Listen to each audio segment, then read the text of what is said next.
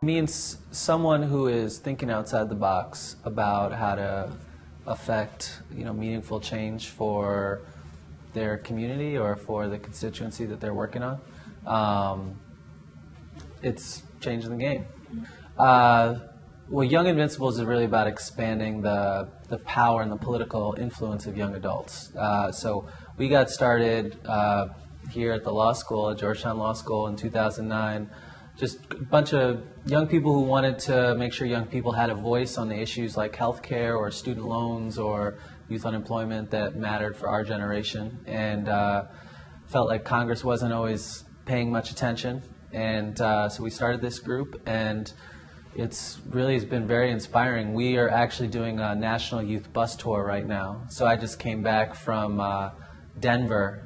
We've done about 13 states so far. We're hitting about 20 states. We're doing 100 youth roundtables with young people from all different backgrounds, both in school and out of school, to talk about all these issues that are facing our generation, and also what we can do about it, because it's about translating sort of that energy we see out there and the frustration into actual change.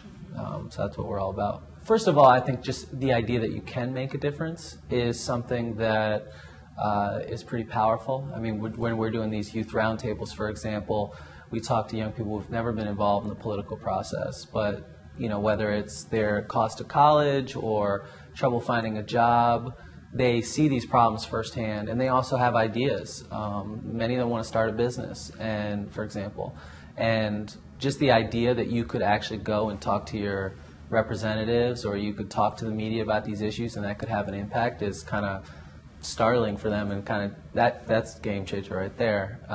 But if you can, after you get that instinct, it's then just being smart about what particularly we as young people bring to the table, which is really a tremendous amount of energy and ideas and a powerful voice. And so when you're using all those tools, I think you can have a pretty big impact. And also, we working with across boundaries, I think, is really big.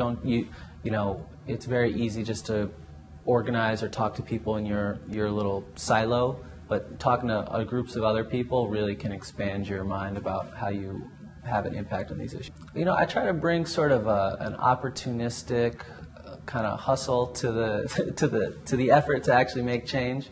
I think there's just lots of opportunity out there. You have to have your eyes open to where you can sort of plug in and make a difference. So that's one of the things I wake up and think about, is like, where are the opportunities today? And then, perseverance. I think there are definitely tough times, whether you're involved in activism or not.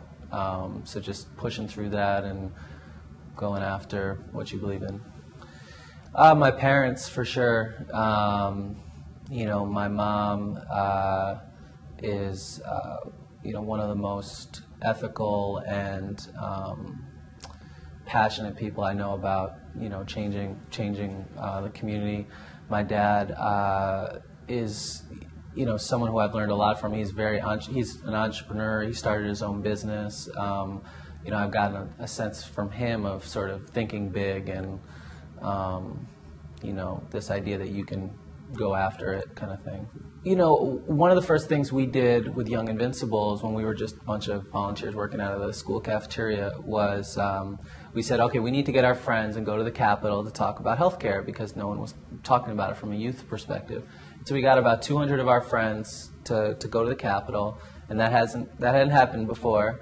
And Nancy Pelosi's office heard about it and said, you know what, there's this idea about extending coverage up to age 26, and we'd like to introduce it. And we said, why don't we do this together? Let's do basically a big joint press conference. So one of the first things we did at Young Invincibles is we went up on the Hill and we introduced this part of the law that lets you stay in your parents' plan to 26, that is now one of the most popular and effective parts of the whole healthcare law, and there's about 2.5 million young people who now have coverage because of that law. So that was one of the more inspiring moments for me. And and then these, seeing this bus tour and seeing all these different, groups of young people, whether they're in traditional four-year schools, community colleges, out of work, union members, you name it, like seeing the sort of the level of optimism and sort of the belief that things can get better across the board has been very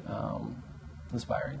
So there's some very specific things. Like right now, interest rates on Stafford loans are about to double for new loans. So that impacts over 7 million students, primarily low-income and middle-income students.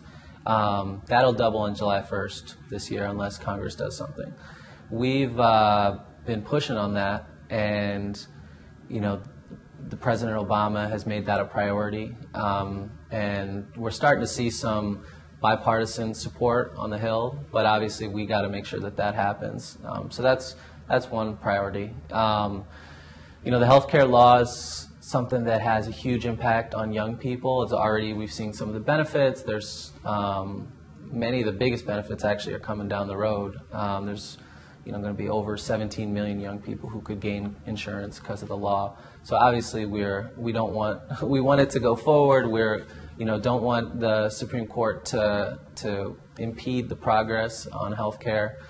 So that's a priority for us. And making sure just young people know about the healthcare law and about healthcare in general is a big priority for us. So those are a couple issues. I feel like nowadays, you do 20 different jobs by the time you hit retirement, and so I hope I will have the opportunity to do many different things. But with Young Invincibles, certainly I hope my legacy is a pretty clear impact. You can go look back and say these are the things that changed because of the work that these guys did, and it helped millions of young people.